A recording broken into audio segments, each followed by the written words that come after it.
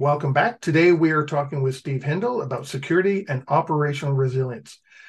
Steve, great first segment there. A lot of talk about the culture and relationships and leadership perspectives. And that leads us into what you just started to talk about at the very end there, operational resilience. So I'm going to start with a loaded question. What is operational resilience to you? I like the fact you put those last two words on there. What is it to me? Because operational resilience means a lot of different things to a lot of different people. Mhm. And we talked about it right at the start. It's like if you ask somebody what cybersecurity means to them, or if you ask somebody what IT means to them, they'll throw out a lot of buzzwords. They'll all focus on a lot of different aspects to this. Operational resilience to me is inherently people focused. I say that because that has to be how your company flexes. You can be a technology first company, you can be a cloud first company, right? You can effectively be a team of 5 people running, and providing an application to the world that services millions of people, right?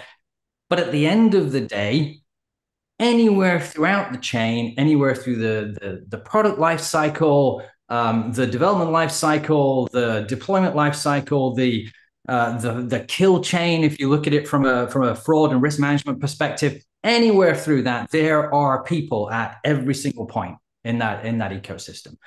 So when I say I have a people-focused approach to technology, that is my approach to resilience. To me, operational resilience, it's operational because it is inherently focused on your people, right? I mean, I know we're going to touch on this, the people, the processes, and the technology. For me, people always comes first. It's the underpinning of it. You cannot be resilient if you don't take your people as being the first question you ask. What do we need to service the needs of our customers? What do we need operationally to be able to stay in business during an event, to keep our people safe, to make sure they can continue working, and to service the needs of our customers? Every single point in that chain, people, people, people, people. But why do so many, and I'm experiencing it right now, why do so many leaders tend to call their technology resilient? We need a resilient technology, and the people are taken out of it. But they see technology and applications and things that come from vendors, and I'm not knocking any vendors. Those products and services will make them or help them be resilient, and people aren't in that.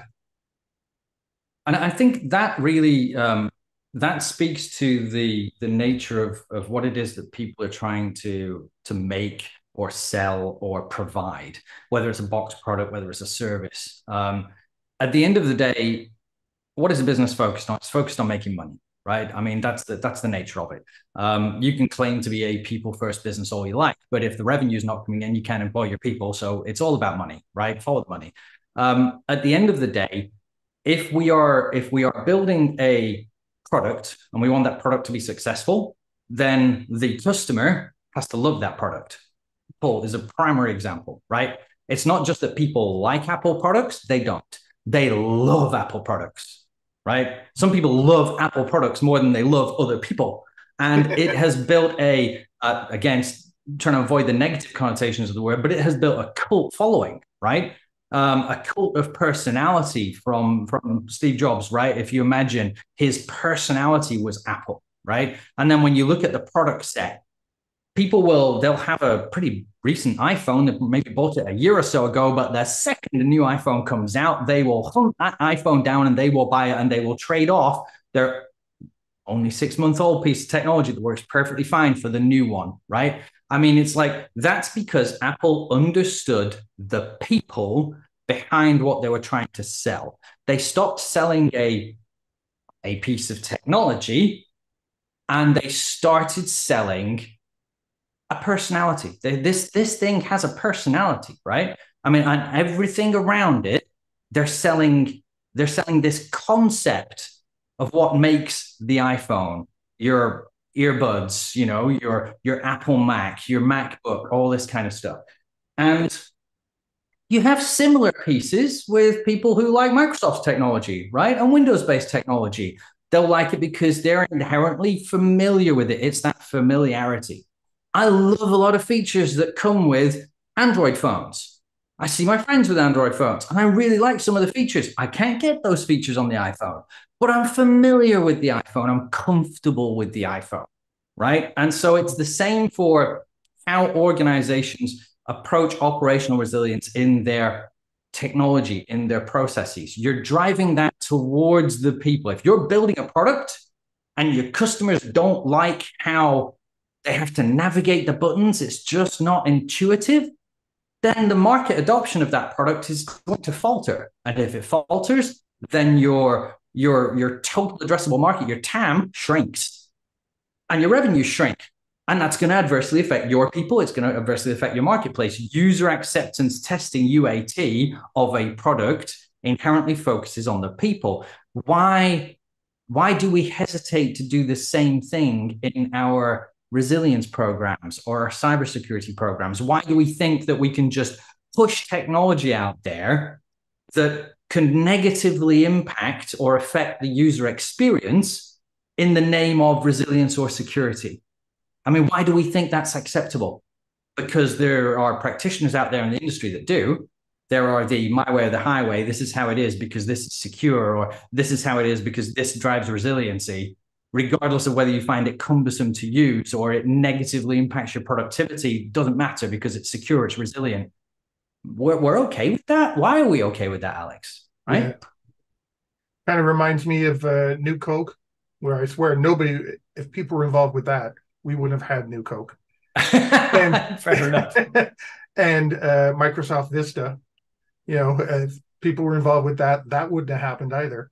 So if some organizations aren't including people in the fold with operational resilience, how do you turn that around? How do you start getting them involved with operational resilience to change that focus from technology focused, for lack of a better way of saying, or a simple way of saying it, to people focus? I'm not gonna screw around. It is difficult. It's difficult because it has to start from the top. That tone, that transformational change, if that's not how your company is wired, or if that's not how your product programs delivery, if that's not how they are inherently built, if you are coming into something and trying to affect change, change only happens from the top. And it has to start with executive buy-in, right? You have to drive this from the highest echelons of the company or the program or the department that you are trying to affect that change in. And it's change management 101, right? We talked about this. It's about collaboration and partnership, right? But more than that, what is the problem that you're trying to solve? Is it a problem of, well, we do not have a level of resiliency that we should? Is it that we are not as operationally agile and able to flex and pivot should a crisis befall us?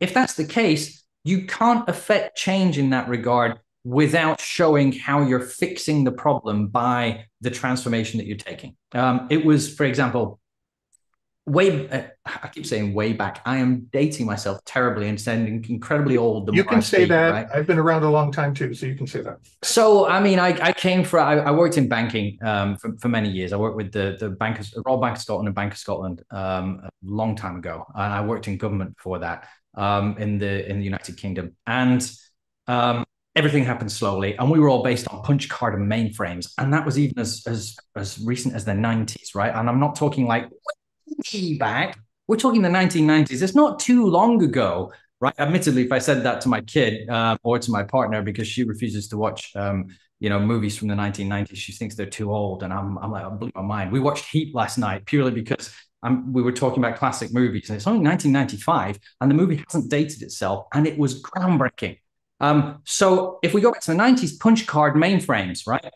If you'd have talked to people about the cloud then, they would have thought you're crazy. You go into the 2000s and you start talking about the cloud, and everybody was negatively just saying the cloud is just somebody else's computer. They're right, but everything that the cloud brought to the table around resilience was groundbreaking. We're not in data centers anymore. I say friends don't let friends run data centers. I stole that shamelessly from another CIO out there in the industry, but I love it to death. Friends don't let friends run data centers. right? Collapsing and closing your data centers, moving to co-location facilities, and then moving co-location facilities into native cloud environments, AWS, Azure, Google Cloud, wherever it may be. All of that lent itself throughout that journey to more and more resilience. You're deferring risk when you shut down your data center and you move it into a colo, because you don't have to worry about the generator, the security. You don't have to worry about those pieces inherently. And you're doing the same even to a greater extent when you move into the cloud. You're building in global geo resilience on top of that, east-west resilience, and then segmented regional presence in the cloud as you kind of push through, always focusing on where your data is and where its passport allows it to travel. All of that to say, you can't get there overnight.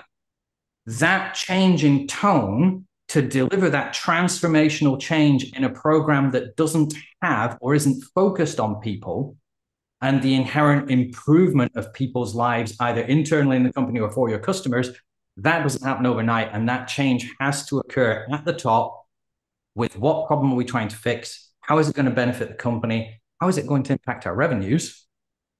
Always a question. And all of that has to happen here. It can't happen down here. So, with all the different technologies that are out there, the same would be true about people, different kinds of people. How do you get them all to not necessarily be the same, but march to at least the same drummer? Because if they're, like I said at the beginning, what resilience is to you, it could mean something different to someone else. Wouldn't the same be true with all your employees, all your managers, all your C-suite? All these different people have to come together, and you have to be able to address some of these different personalities out there to get them all moving in the same direction. How do you take that into account? If I said no to that question, no, you don't, then I wouldn't be here. I mean, quite. It seems obvious. It seems obvious to people like you and me, right? But it isn't. It isn't obvious to most people, because again, when you're talking about, okay, what we want to do is we want to move our technology platform, our application. We want to move it out of our data center, off our on-premise legacy equipment. We want to go cloud native, right? Because it will give us agility, it will give us scale, we'll be able to flex. That's what we want to do. And you will encounter people in your organization that will say, sounds great. Where's the money coming from to do that? Or, sounds great, but it's been built on-prem. I can manage it here. I can do everything I need to here. As soon as we put it into the cloud, I've got all this interconnective tissue that I don't really understand. Yeah, I think that's a mistake. How are you fixing the problem for them? The problem for them is people don't inherently like change. People actually really don't like change, right? I mean, we talked earlier in preparation for this call. We talked about our setups, right? And we talked about how, for you and I in particular, and me, because it's now part of my being, my mental noise, the noise in my head, is calmer when things are organized around me. My kid says that I live in a show house, not a home. And it's only because my OCD requires me to keep it that way. Now, that sounds great, right? My partner, my wife, she turned around and said, every woman should marry a man with OCD, because then they never have to clean their house.